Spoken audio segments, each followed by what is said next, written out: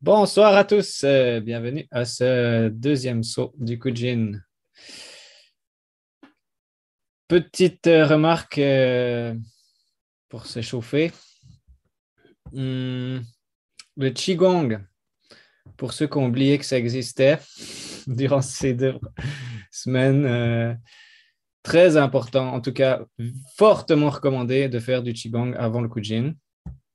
Ça accentue grandement les visualisations, la circulation d'énergie. Donc, même si c'est 5 minutes, euh, pensez-y, priorité, mettez-vous la priorité là-dessus. Important. En tout cas, vous pouvez voir la différence. Peut-être essayer de le faire une fois pas, et de voir l'effet. En tout cas, vivement recommandé. Deuxième remarque, à propos de ces visualisations, et puis peut-être aussi le chakra, ou peut-être que c'est le dharma. Ah, mais c'était quoi le dharma déjà? Oh, je comprends que c'est difficile d'avoir les 5 éléments en place dès le début directement.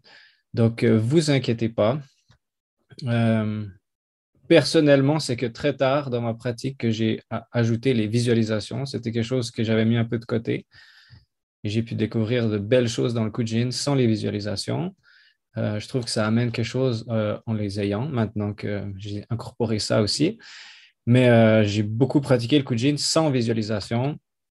Donc, c'est plus important d'être focalisé pleinement sur les éléments que vous arrivez à gérer. En général, c'est le mudra et le mantra, parce qu'on est là et on se focalise. Et ensuite, on peut contempler, si on arrive, le dharma, ou qu'est-ce que ça représente, le chakra de la base, par exemple. Donc, on ajoute à mesure, mais vous inquiétez pas s'il n'y a pas les 5 éléments qui sont en place dès le début. Donc, voilà. J'espère que ça rassurera certains qui peut-être se mettent la pression. Euh, mais en tout cas, relaxez-vous et acceptez-vous comme vous êtes. Donc, ce soir, Kyo, le deuxième Kujin. Donc, chaque Kujin ou chaque sceau ont un nom. Le premier, c'était Rin. Le deuxième, c'est Kyo.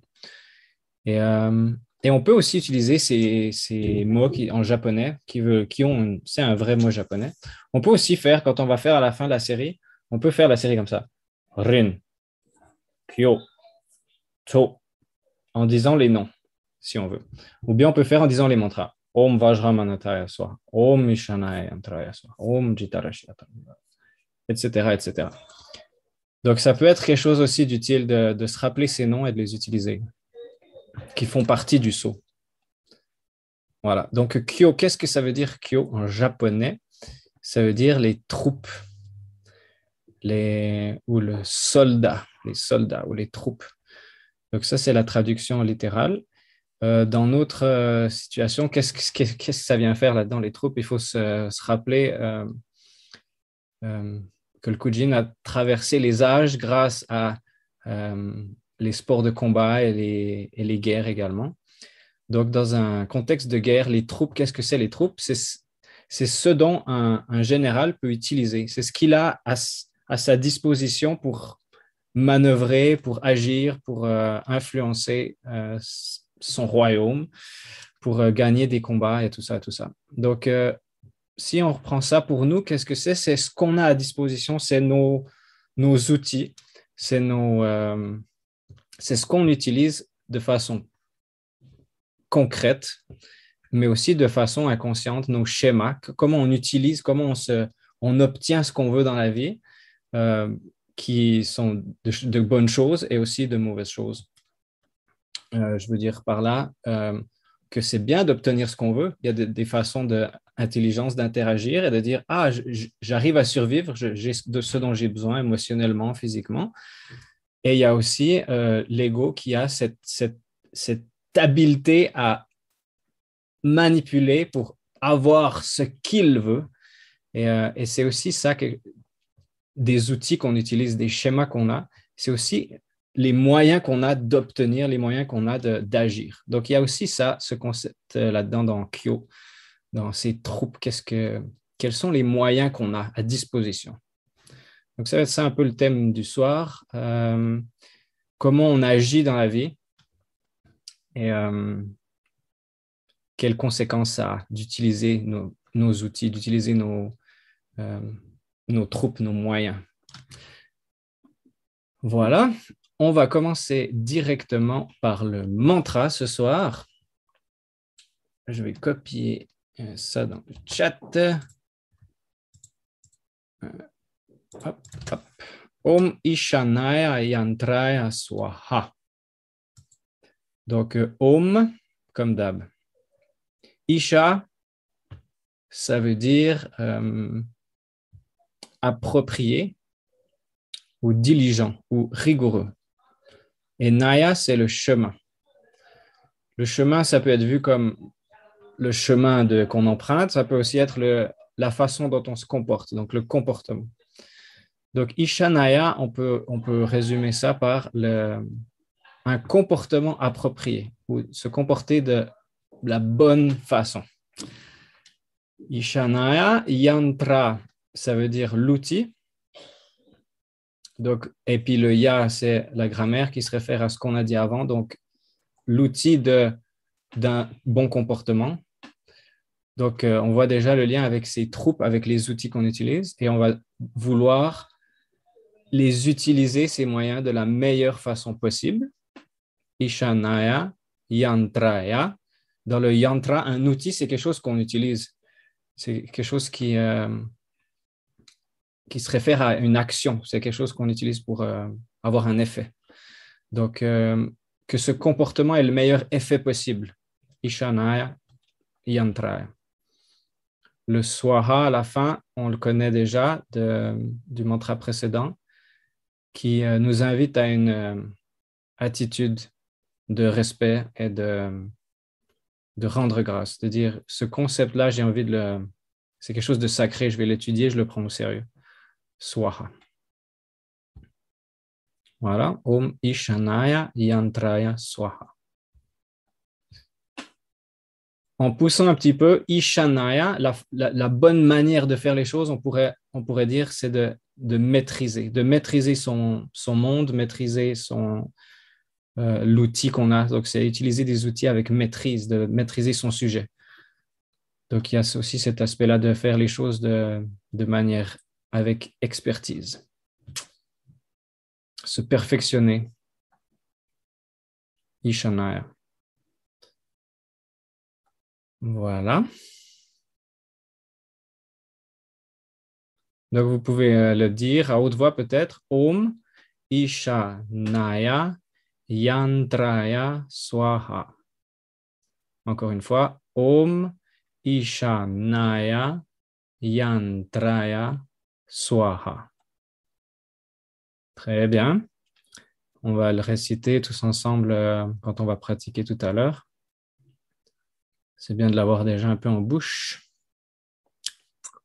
Voir quel est le goût du soir. Et puis, donc, qu'est-ce que ça veut dire de manière appropriée?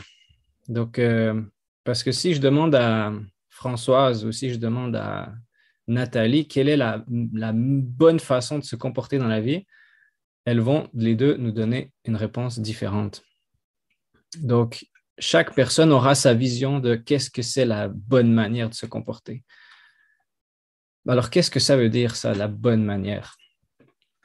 C'est important de se rappeler qu'est-ce qu'on a fait. On a fait RIN. On a souhaité, en tout cas, et on a travaillé au fait de se rencontrer. Qu'est-ce que je suis, moi, si j'enlève toutes mes préconceptions, les croyances que j'ai, tout ça. Donc, on s'est rencontrés plus à nu. Et c'est ça qui va nous permettre de découvrir, OK, maintenant que je suis à nu, maintenant que j'ai rencontré une nouvelle partie de moi, depuis cet endroit-là, qu'est-ce qu'il y a maintenant? Qu'est-ce qui est la bonne chose à faire? Parce qu'on n'a plus, c'est la façon qu'on avait déjà d'agir. Quand on reste comme j'avais parlé, du masque, la vision de soi, on va agir d'une façon qui correspond à cette image, à cette identité. Si on prend le temps de vraiment retourner à notre base et de dire, je suis ouvert à découvrir, c'est comme si, oh, mais en fait, je dois agir comment maintenant? On peut se sentir perdu. Et il y en a qui ont partagé cette semaine de plus savoir où est-ce qu'ils devaient aller, qu'est-ce qu'ils doivent faire dans leur vie, qui suis-je? Il y a quelque chose qui est, ah, mais je fais quoi maintenant? C'est qui moi et je dois me comporter de quelle façon vu que j'ai été au-delà de cet emballage que j'avais de moi-même. Donc, de cet endroit-là, Ishanaya Yantraya, comment est-ce que je vais utiliser mes outils maintenant, ce nouveau moi que je viens de découvrir, comment il agit? Et c'est ça, on va travailler sur redécouvrir quelle est la bonne façon d'agir, la façon qui va le provoquer le meilleur effet autour de nous. Donc, ça va être ça, le travail de cette semaine. Et on va passer par d'abord comprendre que si on a un outil, on a un marteau, et puis on tape sur une table, il va y avoir un effet. Là, ça va faire du bruit, ça va peut-être se casser, il y a des morceaux qui vont gicler, ça va déranger quelqu'un. Donc, chaque action qu'on fait va avoir une conséquence. C'est ça qu'on va voir ce soir et essayer de vraiment incorporer et comprendre ce concept. Donc, prenons une grande respiration profonde dans le ventre.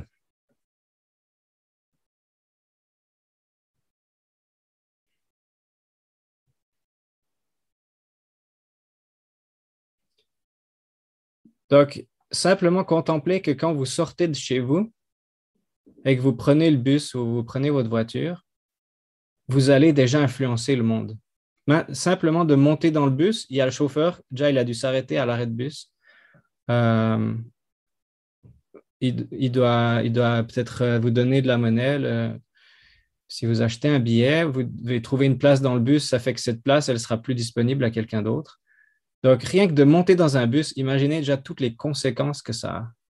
Ou si vous prenez votre voiture, vous sortez de votre garage et puis vous vous mettez sur la route, il y a peut-être une voiture qui doit freiner déjà pour vous laisser passer. Et ensuite, tout au long de votre trajet, il y a des voitures qui vont réagir parce que vous êtes présent sur la route, dans la circulation. Donc, tout le monde va s'adapter à vous. Donc, rien que de conduire votre voiture, essayez de ressentir tous les effets que ça a.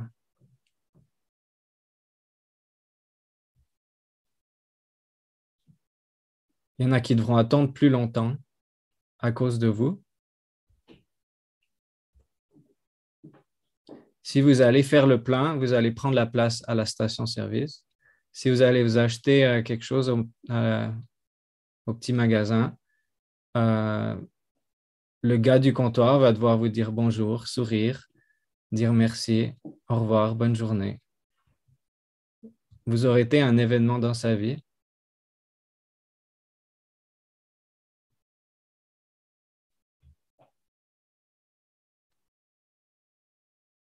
Vous avez donné de l'argent à la compagnie qui vend de l'essence. Ils vont pouvoir creuser encore un autre puits de pétrole pour que toute la planète puisse se déplacer. Vous avez contribué au transport routier de la planète entière.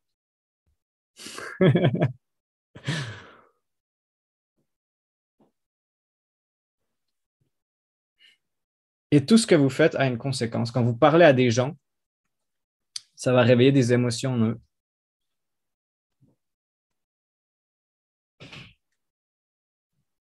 Donc, c'est intéressant de contempler ça et de dire, waouh, même si je me fais le plus petit que je peux, en voulant passer inaperçu, je vais influencer des millions de choses en une journée.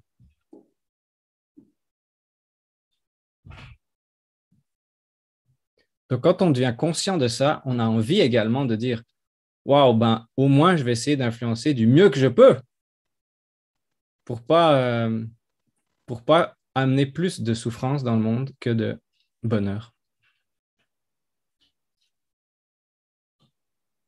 Donc, c'est un accès direct à Ishanaya. Oh, j'ai envie de me comporter de la meilleure façon possible. Donc, rien qu'en réalisant l'influence qu'on a, on a déjà naturellement cette envie de faire bien. Donc, je vous invite, durant ces 2 semaines, de vraiment contempler ça, cet aspect-là. Durant votre journée, comment vous influencez les autres, les gens, la société. Vous payez des impôts, vous participez à la société, vous aidez au système pour qu'il puisse fonctionner, pour qu'il y en a qui n'ont pas les moyens ou qui n'ont pas la capacité de travailler, puissent quand même survivre. Donc, vous participez à tout ça, ainsi que le système fonctionne. Et c'est merveilleux.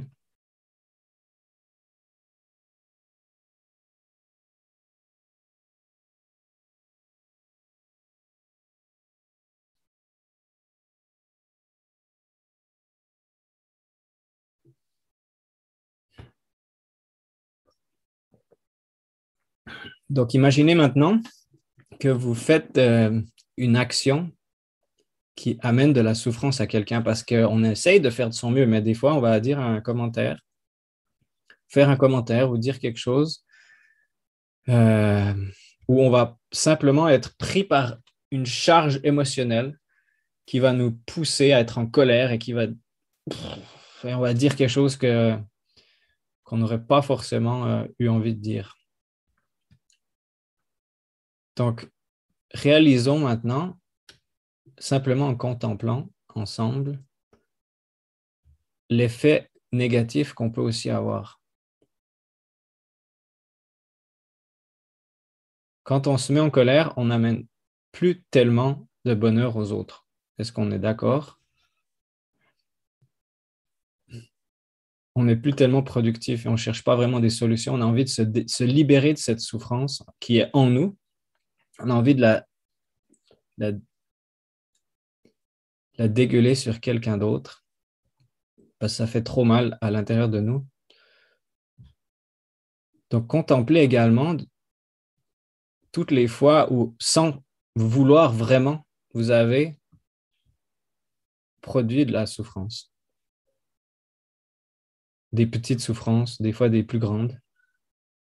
Il y a des fois, on a quand même pas mal couillé, on va dire. On a rejeté les autres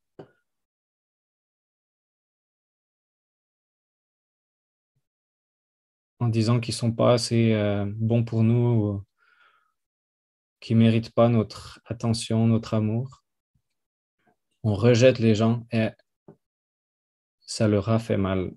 Que vous le sachiez ou non, ils ont eu une émotion de souffrance à cause de votre action.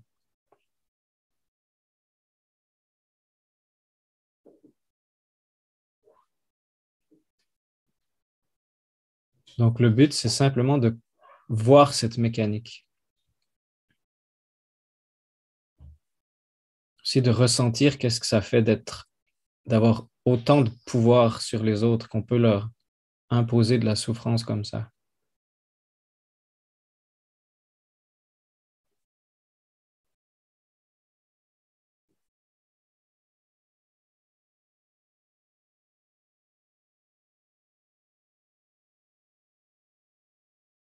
Soit on peut sentir de l'arrogance de dire, haha, de toute façon, il le méritait bien, ou on peut sentir de la culpabilité, oh merde, j'ai couillé, j'ai vraiment fait de la merde là.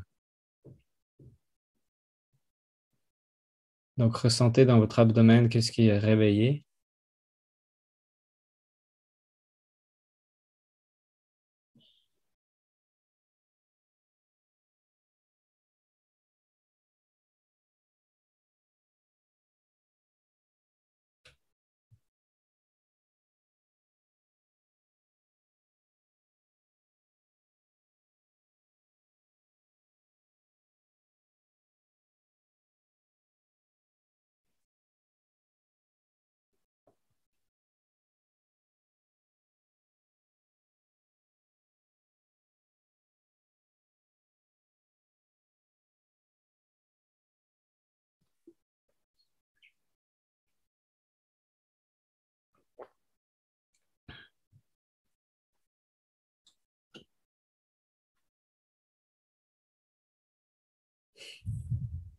Très bien. Continuez de ressentir pendant que je continue cette petite contemplation.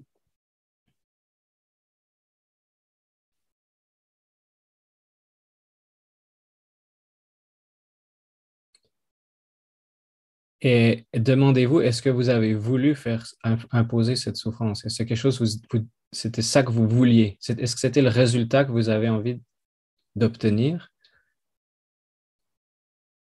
Et j'imagine que dans la plupart des cas, c'est non, c'est pas le cas. On n'a pas fait exprès. C'était pas notre intention de départ. C'est quelque chose qui est arrivé en dehors de notre contrôle, vraiment.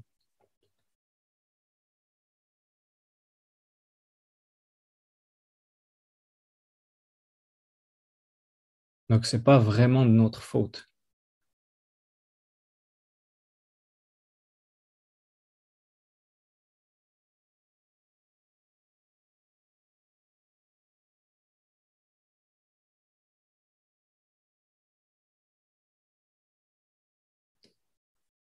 Donc, on peut se pardonner, on peut dire, c'était pas mon intention. Je suis quand même une bonne personne qui fait de son mieux, qui a envie de se comporter de la meilleure façon possible. J'ai juste merdé sur ce coup-là. Voilà.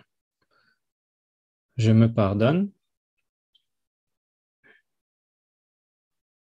Pardon, ça peut prendre du temps.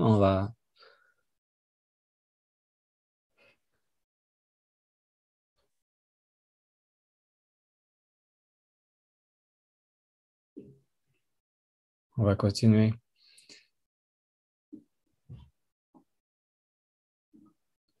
Je me pardonne et en même temps, je réalise ce que j'ai fait encore plus consciemment que je pensais, plus consciemment qu'avant. Je vois vraiment les faits, c'est vrai, et je vois l'effet que ça a eu. Et vous êtes quand même responsable de la souffrance que vous avez imposée.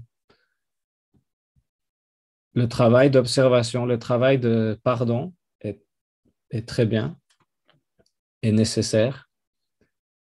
Et ensuite, on va tout de même dire, je suis responsable de mes actions pour l'avenir. Je vois maintenant que quand je foire, quand je me mets en colère, ça crée de la souffrance. Même si je n'ai pas décidé vraiment de le faire, je l'ai quand même fait. C'est moi qui l'ai fait. C'est ma responsabilité quand même. Je ne veux pas faire du mal aux gens. Et quand je le fais, j'assume.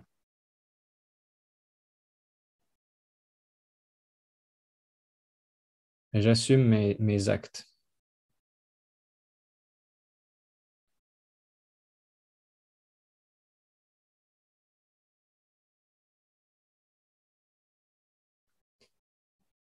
Et là, il y a toute une mécanique qui va se mettre en marche à l'encontre de ça, à l'encontre d'une prise en charge totale de soi-même, de ses actions, de ses réactions, de ses émotions. C'est toute la partie de nous qui est immature. La partie de nous qui dit non, c'est de sa faute, j'ai agi comme ça, mais lui, il a agi comme ça, c'est pour ça, c'est à cause de lui.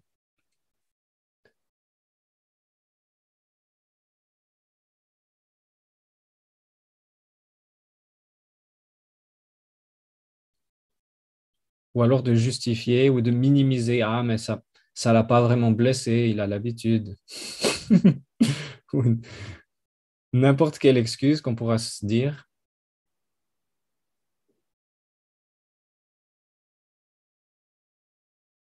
Mais non, vos actions ont eu une conséquence négative sur un être humain qui a souffert, qui a pleuré peut-être. Et peu importe ce qu'il vous avait dit avant ça, vous avez perdu la maîtrise de votre comportement et vous avez renvoyé de la souffrance. Vous avez reçu de la souffrance et vous avez répondu par de la souffrance. Donc vous avez accentué le feu, vous avez continué la route de la souffrance dans le monde.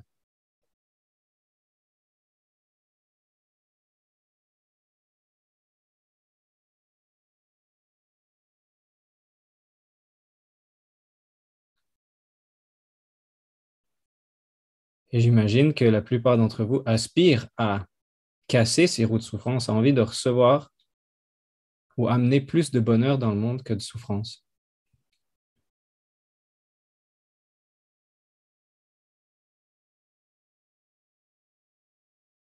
Donc, c'est pour ça qu'on pratique Ishanaya Yantraya. Je veux me comporter de la manière la plus vertueuse que je peux.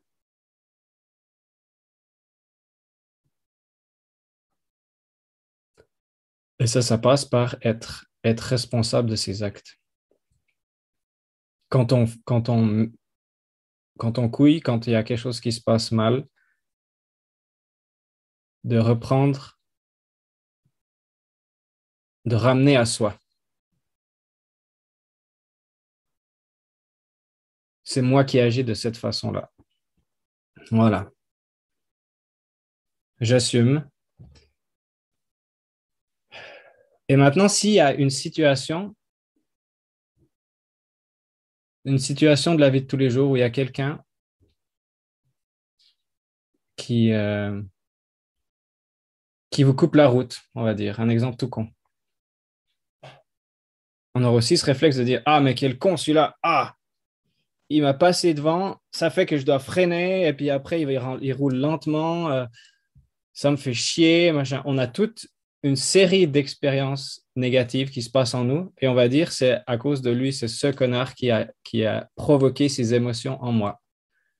Et puis, on peut peut-être pendant 10 kills continuer à dire, ce gars-là qui m'a coupé la route.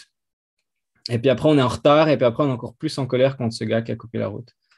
Donc ça, c'est l'exemple le plus basique, mais ça montre qu'on n'est pas en charge. On va automatiquement blâmer, projeter nos émotions sur quelqu'un d'autre. Donc, il y a aussi dans la responsabilité, ça. Quand on vit des émotions, de dire, ces émotions, elles sont en moi.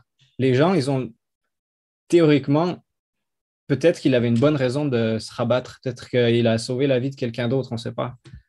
Donc, les gens, ils agissent d'une certaine façon et si vous vivez une émotion après un acte, c'est votre émotion.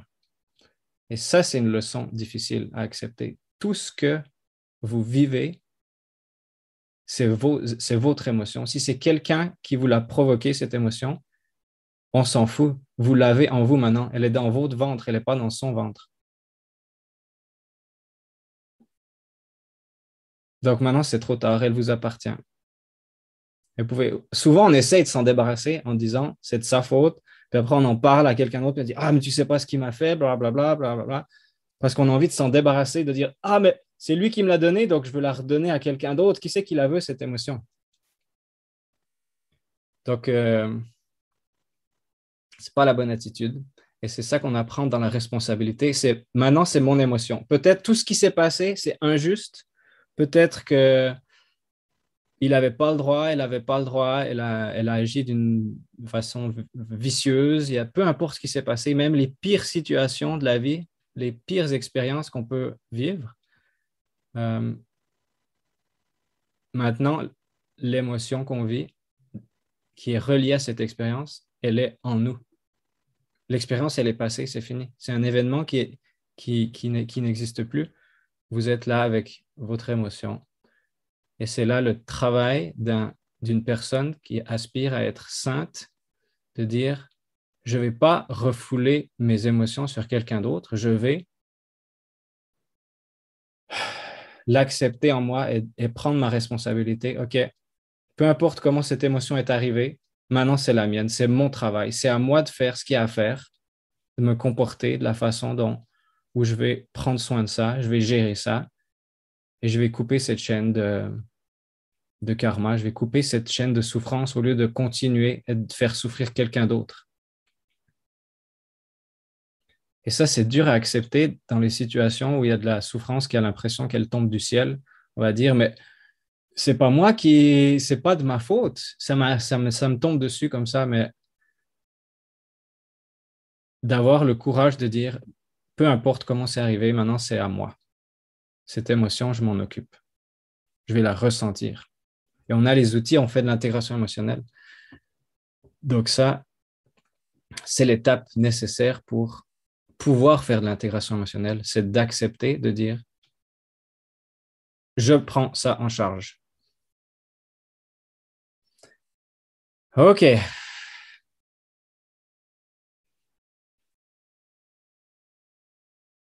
Donc, c'est un petit discours mi-contemplatif, mi-méditatif, mi-instructif. Donc, prenez-le comme vous voulez. L'important, c'est de ressentir et de voir à quel point ça vous touche.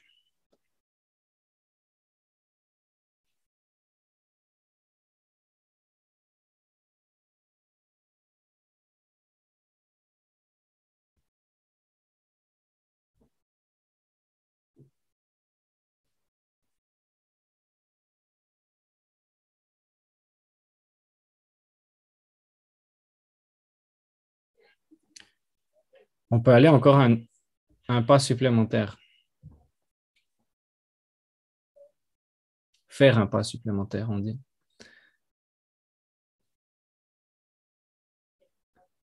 Même si cet événement a l'air de tomber du ciel et qu'il soit injuste ou juste, peu importe.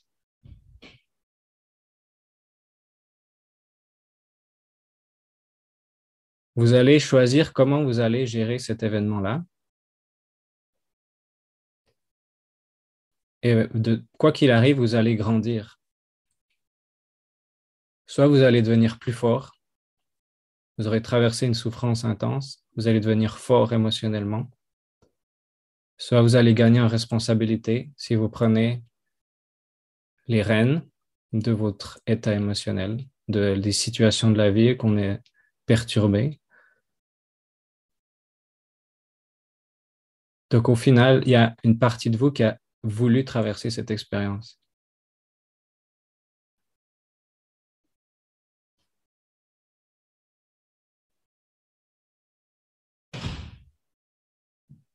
Et même si on n'arrive pas à le voir, on peut faire confiance. Si on a incorporé Rin et de dire, j'accepte que cet éclair de Dieu illumine mon chemin, amène les expériences dont j'ai besoin. On peut également dire, c'est moi qui ai désiré cette expérience. Je voulais voir à quel point ça fait mal, à quel point je me sens désemparé, car cette expérience va me servir.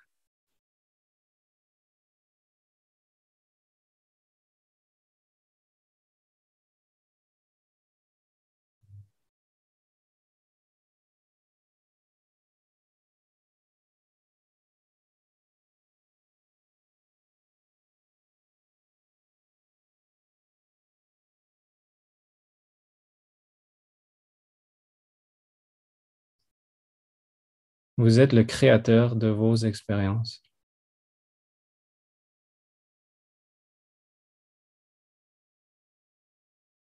On a l'impression qu'elle tombe du ciel,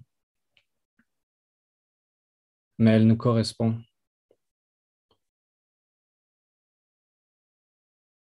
C'est ce dont on avait besoin de vivre en cet instant-là. Avec toute l'injustice que l'on ressent.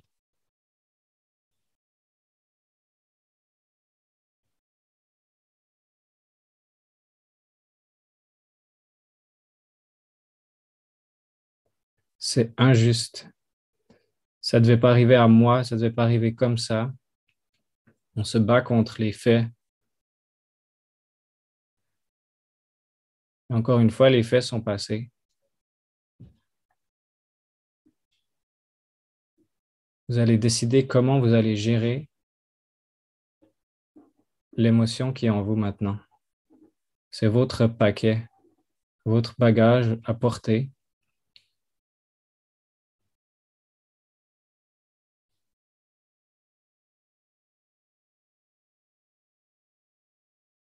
Et vous pouvez décider comment vous allez le porter. Comment vous allez utiliser vos troupes ce qui est devant vous, les outils que vous avez, votre bagage émotionnel, votre bagage de vie. Comment vous allez utiliser ça pour l'avenir?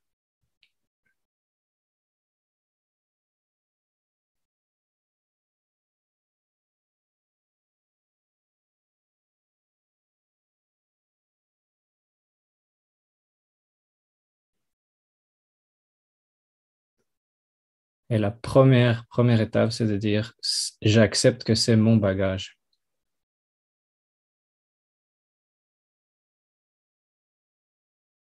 Ça fait partie de moi. C'est moi qui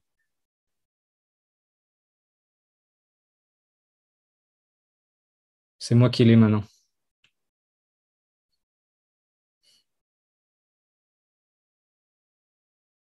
Et je vais porter ce fardeau avec honneur et diligence, avec rigueur, faire de mon mieux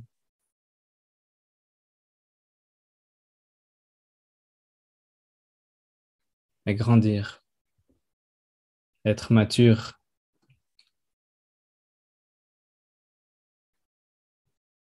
en ayant confiance.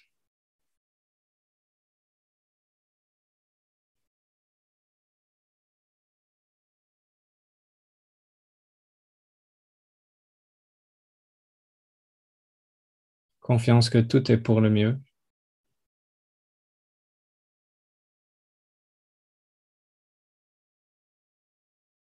Tout est en place pour que vous deveniez un être sain, un être de bonheur, qui rayonne le bonheur, qui coupe les chaînes de souffrance.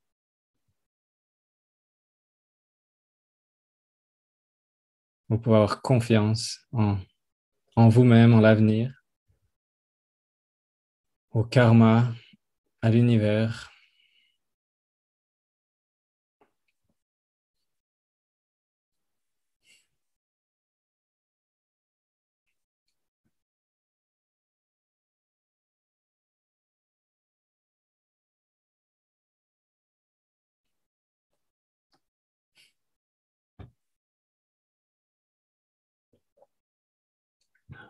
Ok, on va prendre une profonde respiration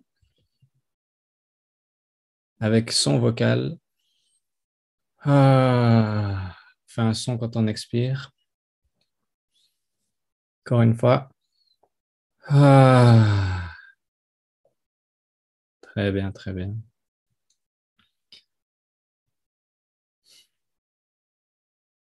On s'est embarqué dans une longue contemplation.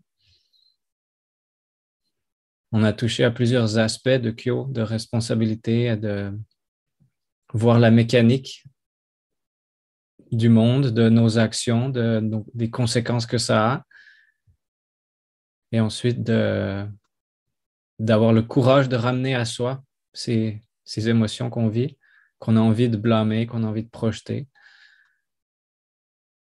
Et au final, de la dernière étape, de dire, je crée ces expériences pour, j'ai quelque chose à apprendre. Et c'est pas évident à faire ce chemin.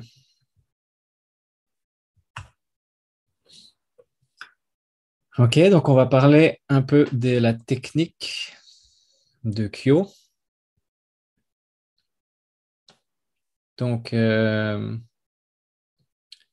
la visualisation de, de ce saut. Bon, déjà, peut-être le chakra, c'est le deuxième chakra, le chakra pubosapien, ou le chakra sacré, des fois on l'appelle. Donc, le deuxième chakra qui se trouve en dessous du nombril. Et encore une fois, je rappelle que ça traverse tout le corps de l'avant à l'arrière. Donc, c'est le chakra le chakra de la vie, le chakra de nos attirances, de nos désirs, la sexualité, euh, interaction avec les autres, la volonté, qu'est-ce qu'on a envie dans la vie, ce qui nous pousse. Et la visualisation, c'est une boule à ce niveau-là, à ce niveau du deuxième chakra, une boule orange qui palpite. Donc, il y aura la couleur orange cette fois. Et cette boule orange palpite et grandit jusqu'à rayonner au-delà de notre corps. Et ensuite, on s'imagine qu'il y a de la lumière orange qui rentre et qui sort euh, vers l'avant et vers l'arrière de notre corps, dans les deux sens. Ça rentre et ça sort. Donc, on a cette boule orange qui palpite, qui rayonne, et en même temps, il y a un échange avec le monde. Il y a quelque chose qui se passe, il y a une interaction, il y a quelque chose qui est échangé.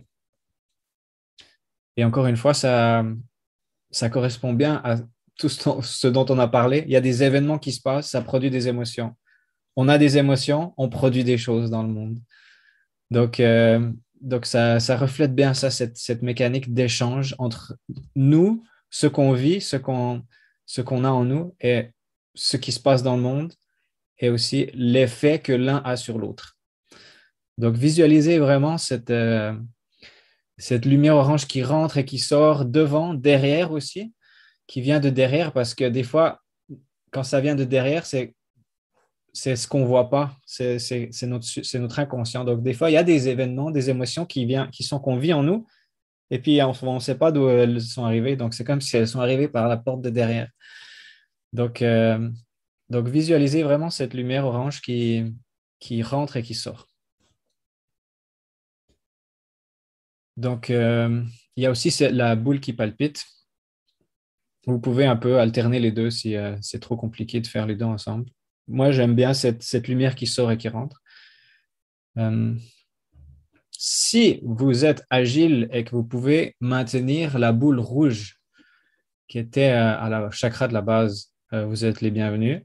Je pense que pour ceux qui commencent dans le Kujin, on va garder les choses simples, mais sachez que ça peut aider d'avoir cette connexion au chakra de la base encore. C'était une boule rouge dans le chakra de la base, maintenant c'est une boule orange au deuxième chakra, qui palpite et qui rayonne.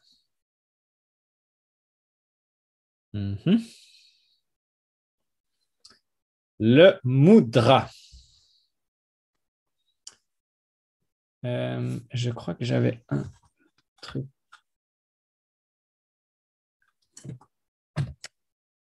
Un truc cool.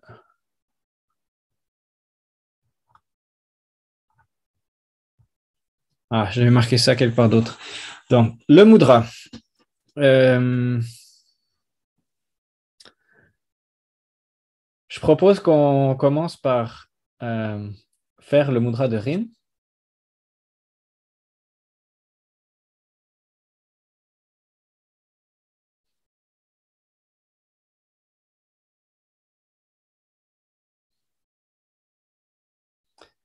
On se rappelle les doigts que le majeur représente le doigt du ciel, le doigt de l'expérience, le doigt de la spiritualité, de la conscience. Donc, c'est ça qu'on éveille, de se rencontrer soi-même le plus purement possible. Et maintenant, ce qu'on va faire, c'est que nos index vont sortir du mudra et ces majeurs, ils vont aller par-dessus les index. Donc, comme si vous faisiez comme ça, où il y a le majeur qui va se mettre par-dessus l'index. Ouais. Après, les index se touchent, la pointe des index se touche. Et après, ces doigts-là vont s'entrelacer comme ils étaient déjà avant. Et ensuite, le majeur vont, si possible, toucher les pouces. Donc, c'est un des mudras les plus compliqués de la série, donc ne vous inquiétez pas.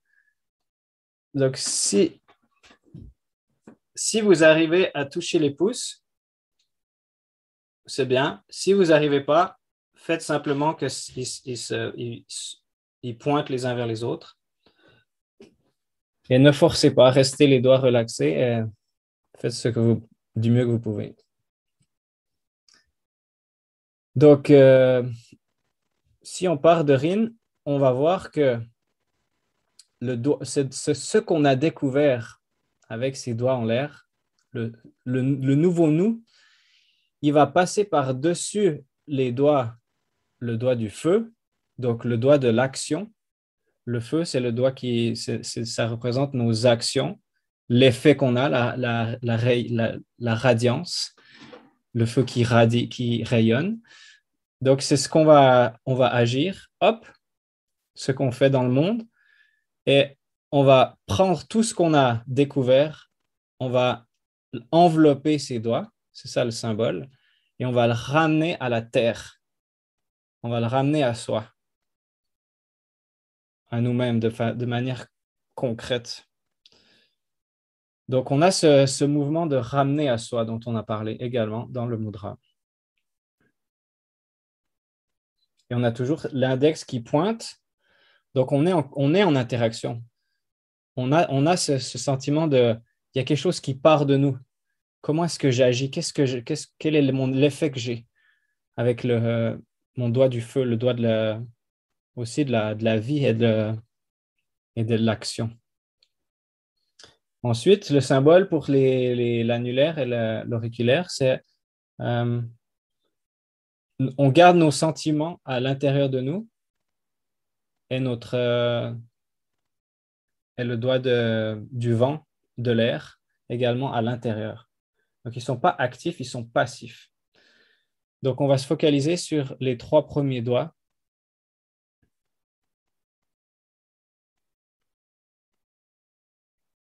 Où l'élément du ciel va rejoindre l'élément de la terre. Donc, c'est où ce qui se passe dans la vie avec l'index, on va envelopper ça. Si on regarde de manière comme ça, c'est enveloppé par une conscience des faits. Majeur, conscience, pouce, la terre, les faits, ce qui se passe vraiment sur terre. Donc ça, des 2 côtés. Et ensuite, il se touche également. Donc, il y a main active, main passive, main de l'âme, main de l'humain qui sont ensemble et qui vivent ça. Donc, c'est en même temps notre karma, ce qu'on a à vivre au niveau de l'âme et ce qu'on a à vivre au niveau de l'humain, qui sont dans le même processus. Voilà. Encore une fois, si c'est bien de commencer en faisant le mudra du mieux que vous pouvez, sans vous faire mal aux doigts, évidemment. Et puis après un moment, vous pouvez le relâcher, le mudra mettre sur vos jambes ou bien sur votre poitrine. Relâchez peut-être un peu les doigts. Et voilà. Le mudra de Kyo. Alors, on va le garder. On va pratiquer un petit peu.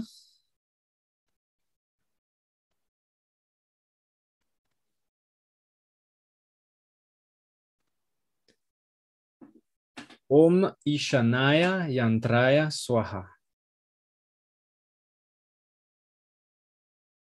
Om Ishanaya Yantraya Swaha.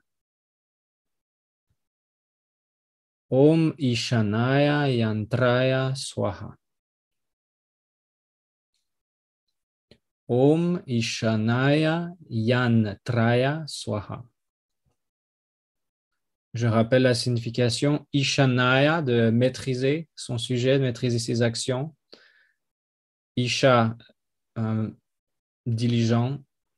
Naya, le comportement, donc avoir un bon comportement et d'utiliser ses moyens, ses outils, yantraya. Et swaha, je désire de faire du mieux que je peux. Om Ishanaya Yantraya Swaha. Et le Om ajoute cette dimension universelle. Om Ishanaya Yantraya Swaha.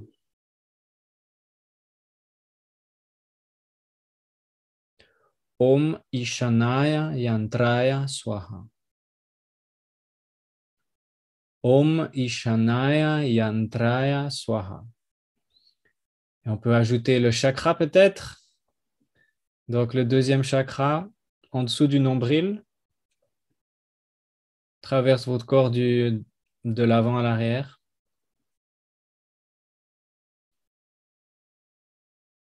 Om Ishanaya Yantraya Swaha. Om Ishanaya yantraya swaha. Om Ishanaya yantraya swaha.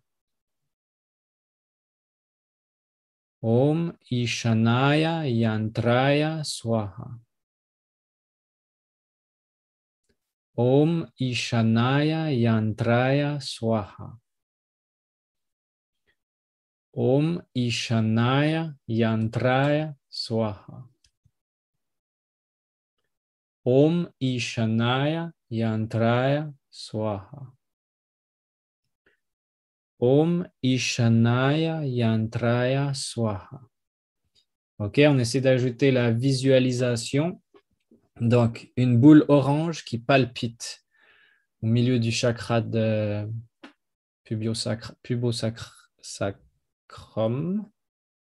sacral, le deuxième chakra. Une boule orange qui palpite. Om Ishanaya yantraya swaha. Om Ishanaya yantraya swaha. Om Ishanaya yantraya swaha. Et cette lumière orange, elle va au-delà de votre corps. Elle sort par l'avant du chakra, par l'arrière du chakra. Ça rentre, ça sort, ce qui symbolise votre interaction avec le monde, qui est un gros sujet de ce saut. J'imagine que vous l'avez compris maintenant. Et plus votre chi est activé, plus cette visualisation va vous aider à interagir dans le monde, à voir les conséquences de vos actes, à prendre conscience de l'effet de votre comportement sur les autres, également les bienfaits de votre comportement sur les autres, sur la société en général. Donc, il y a beaucoup de bénéfices et ça va très, très loin, ce concept de responsabilité de ce qui se passe en dehors et en nous. Et de comprendre qu'ils sont liés. Ce qui se passe en dehors, c'est lié de ce qui se passe en dedans, et ce qui se passe en dedans, c'est lié de ce qui se passe en dehors. Et cette lumière orange va faire ce lien, nous montrer que il y a cet échange qui se fait. Om Ishanaya yantraya swaha. Et dans tout ce processus, je veux faire de mon mieux. J'apprends la responsabilité, la maturité. Je suis responsable de mes émotions quand j'ai l'impression qu'elles sont causées par quelqu'un d'autre ou bien par un événement. De ramener à soi, je ramène l'expérience à moi.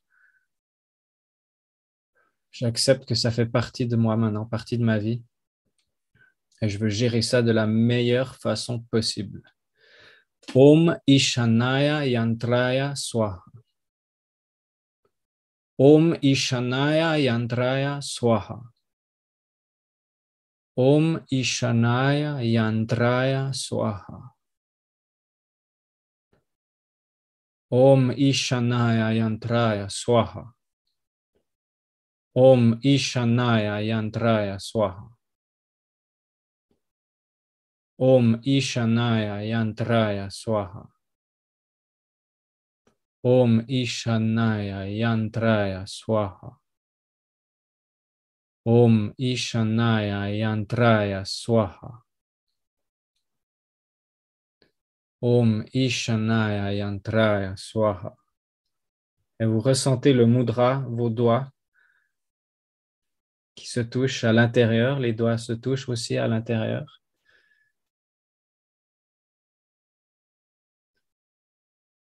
Quel est l'effet de recourber ce majeur qu'on a activé tellement dans Rin? Qu'est-ce que ça fait d'emballer l'index dans ce majeur et de le ramener au pouce? Quel est le sentiment que vous avez dans vos mains?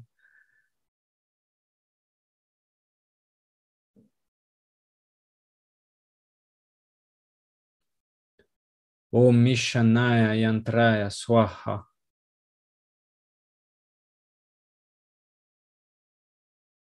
Om Ishanaya Yantraya Swaha.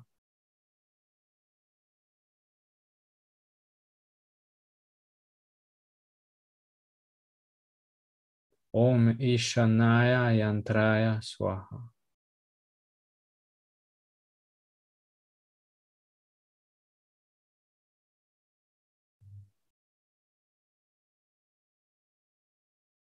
Om Ishanaya Yantraya Swaha.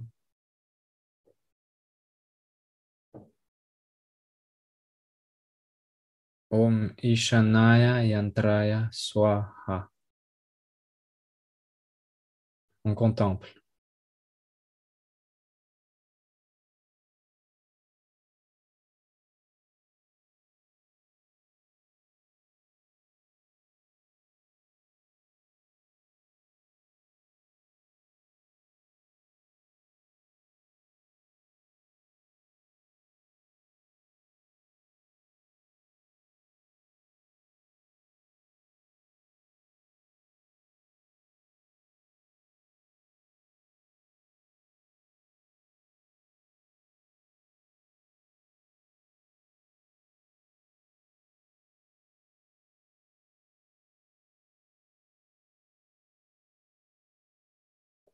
Une affirmation que vous pouvez utiliser durant votre pratique. Je suis responsable de tout ce qui se passe dans ma vie.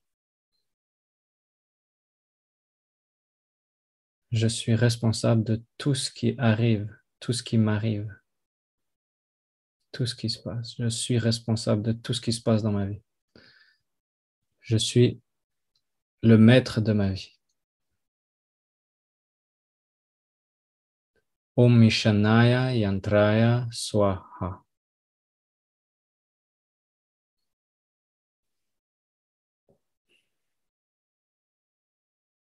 Et on relâche gentiment le mudra.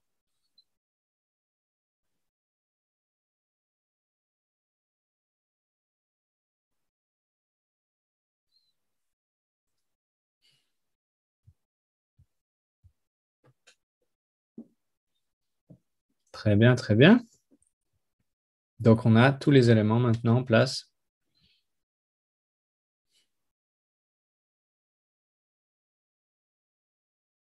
Donc, une petite analogie qu'on pourrait faire pour